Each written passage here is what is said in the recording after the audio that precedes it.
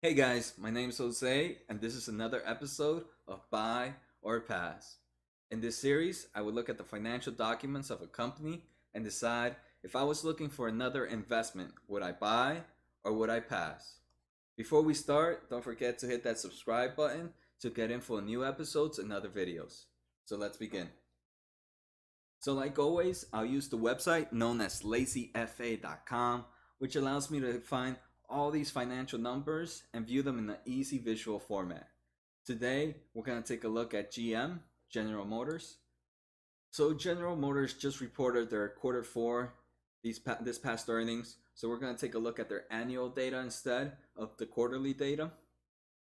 So here we're in the income statement of General Motors, and we're going to take a look at revenue, cost of revenue, gross profit, net income, and then we'll take a look at the rest of the balance sheet, cash flows, and some of the metrics. So here we're taking a look at revenue. Revenue has been pretty flat, a little decrease over the years. In 2016, it was 149 billion. In 2017, it dropped by about 4 billion to 145, and this year, 2018, it increased by about 2 billion at 147 billion dollars. Cost of revenue, it seems pretty similar to the revenue graph. It's decreased. Cost of revenue on 2016 was 130 billion, 2017 was 127, and 2018 132. Unfortunately, we can see due to that decrease in revenue and increase of cost of revenue, our gross profits have definitely taken a hit. In 2016, gross profit was 19 billion. In 2017, it dropped down to 18.3 billion, and again in 2018, it dropped down to even worse to 14 billion. So in 2016, it was peaked at 19 billion. 2018, it was 14.1 billion. Net income though, net income has mm, also decreased as we saw in the gross profit. So net income in 2015 was 9.68 billion.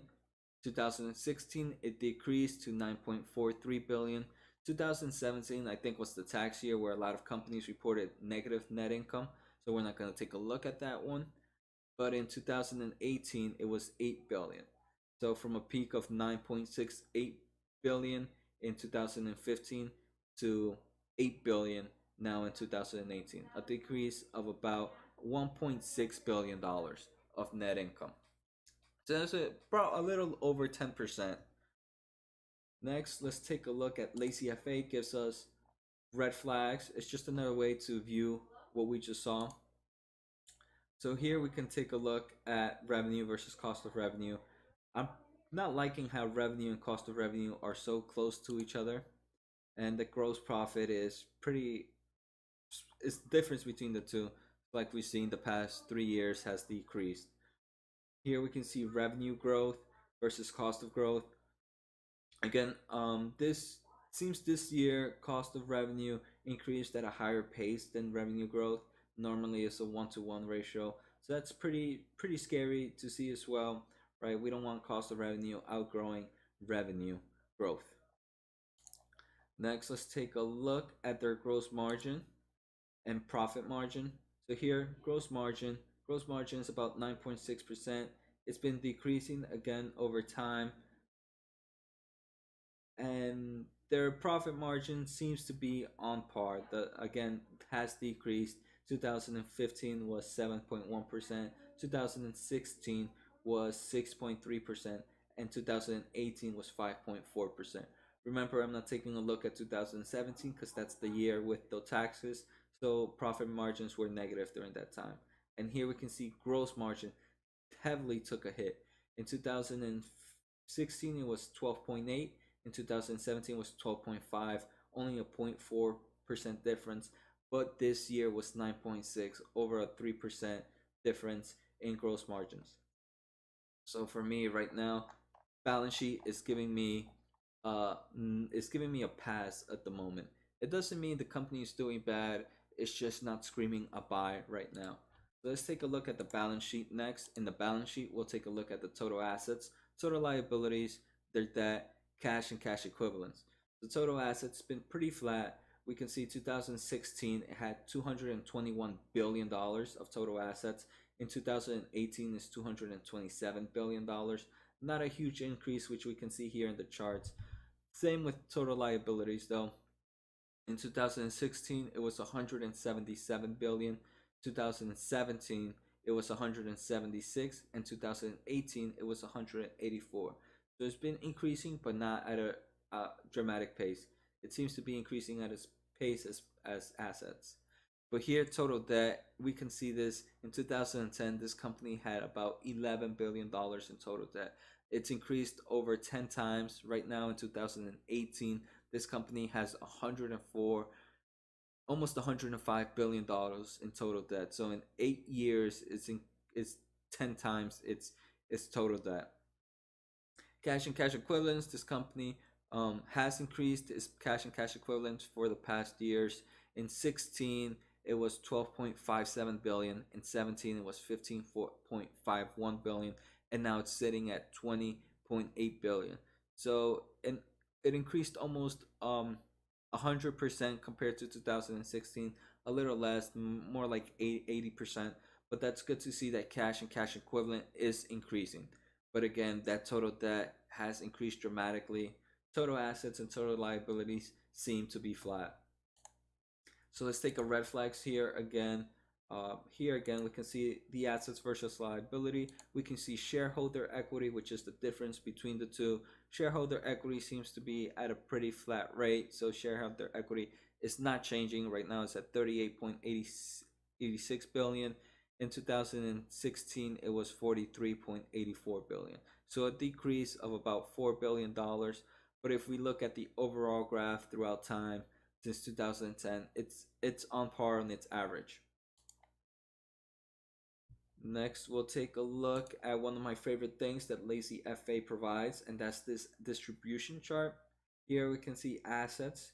The main increase in assets over time seems to be both property, plants, equipments. So I know I've seen the news that General Dynamics has gotten more. General Motors, sorry, not General Dynamics. General Motors has increased the amount of plants it owns.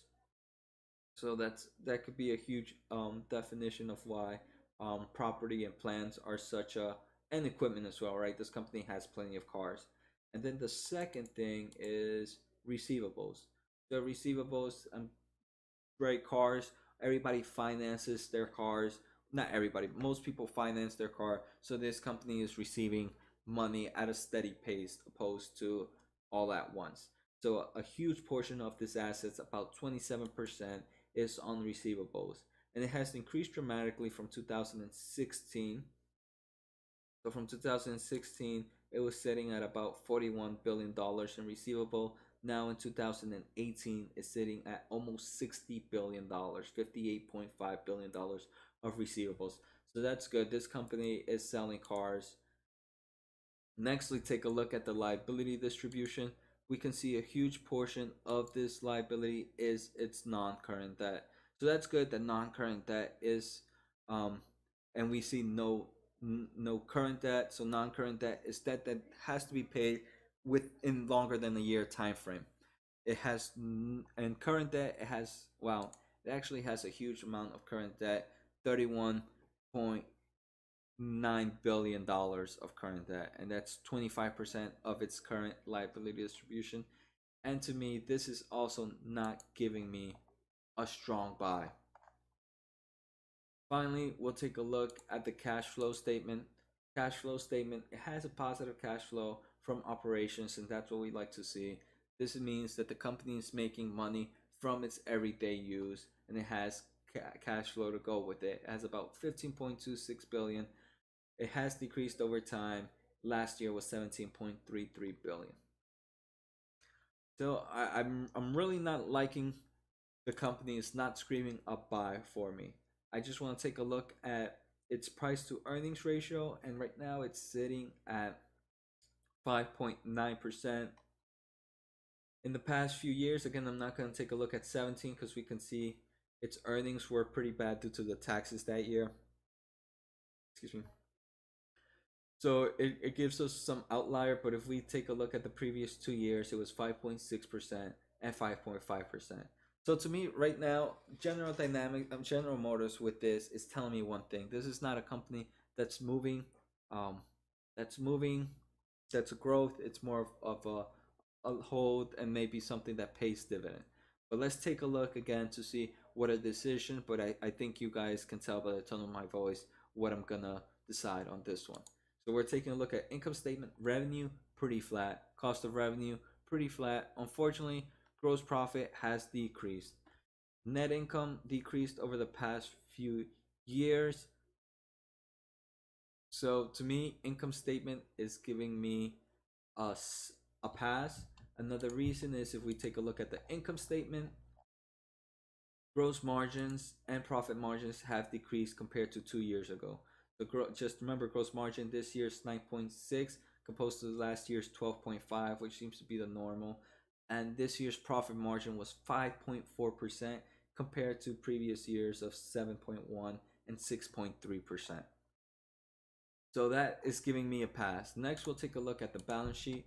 Balance sheet is total assets pretty flat, total liabilities pretty flat, but debt increasing at a very fast rate.